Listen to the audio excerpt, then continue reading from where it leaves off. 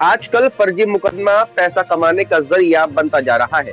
इसी कड़ी में मेथोडिस्ट चर्च इन इंडिया की रीजनल कॉन्फ्रेंस के पादरी एल्बर्ट ने बिशप मंडल इंटर कॉलेज से जुड़े हुए प्रबंधन एवं तत्कालीन प्रधानाचार्य के खिलाफ धारा 175/3 बीएनएस के तहत सीजेएम कोर्ट में वाद दायर किया था। कोर्ट की विवेचना में वाद आधारहीन पाया गया और उसे निरस्त कर दिया गया है।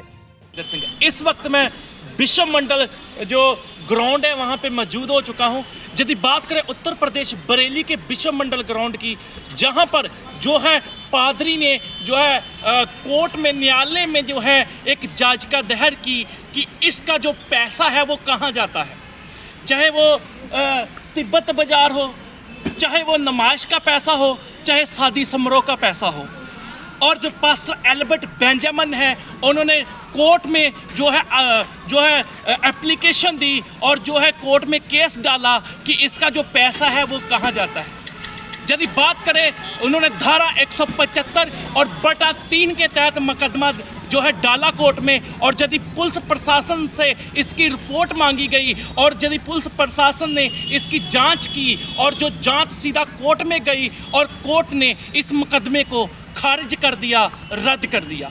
यदि बात करें उत्तर प्रदेश बरेली शहर में, और बरेली शहर में पादरी एल्बर्ट बेंजामिन का कहना है कि इसका जो पैसा है, इसका जो धन है वो कहाँ जाता है।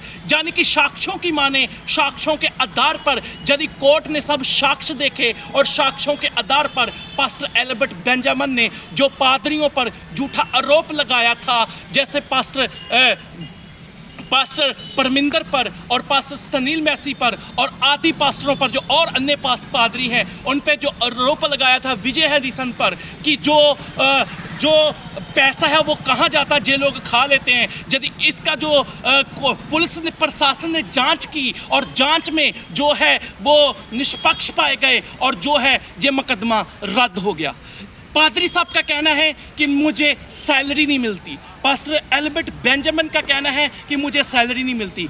यदि सैलरी नहीं मिलती तो ये जो कोर्ट में लगातार जो चक्कर लग रहे हैं, ये किस आधार पे लग रहे हैं, पहला सवाल। दूसरा सवाल, जो यदि बात करें पास्टर एल्बर्ट बेंजामिन की, और उन्होंने को जो है टर्मिनेट कर दिया गया है। जो है मेथोडिस्ट चर्च के पादरी हैं जो कि कैंट के, वहाँ से उनको टर्मिनेट कर दिया गया। और उसकी वजह से जो लोगों का कहना है, जो सूत्रों का कहना है, जिन्होंने टर्मिनेट किया है, उन लोगों का कहना है ये उसकी वजह से रंजिश मान रहा है। इसकी वजह से कहीं कोर्ट में जा रहा है, कभी एसएसपी के पास जा रहा है, कभी तो डीएम साहब के पास जा रहा है। यानी कि एक बड़ा मामला एक सामने आता है। यदि उन लोगों का कहना है यदि इनको हम सैलरी नहीं देते तो ये कोर्ट में चक्कर कैसे लगा रहा है, यानी कि वो सैलरी भी दे रहे हैं। यदि एक कहावत है कि यदि खुद का घर शीशे का हो, दूसरे के घर में पत्थर नहीं मारते। यदि हम बात करें इसका जो पैसा है, इसका जो धन है, ये कोर्ट में लगातार चक्कर कैसे काट रहा है।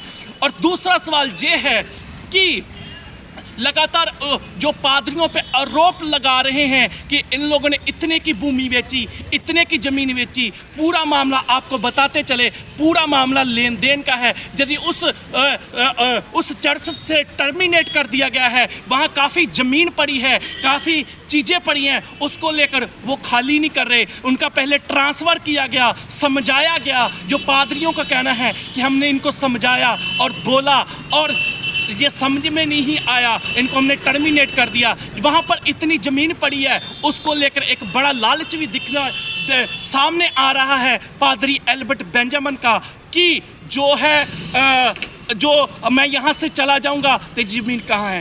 ये पूरा पैसे लेन देन को लेकर जो भी चक्कर काट रहे हैं, वो पूरे पैसे लेन देन को लेकर है कि मुझे इस जो मिशन की ज़मीन है उसमें हिस्सा मिल जाए।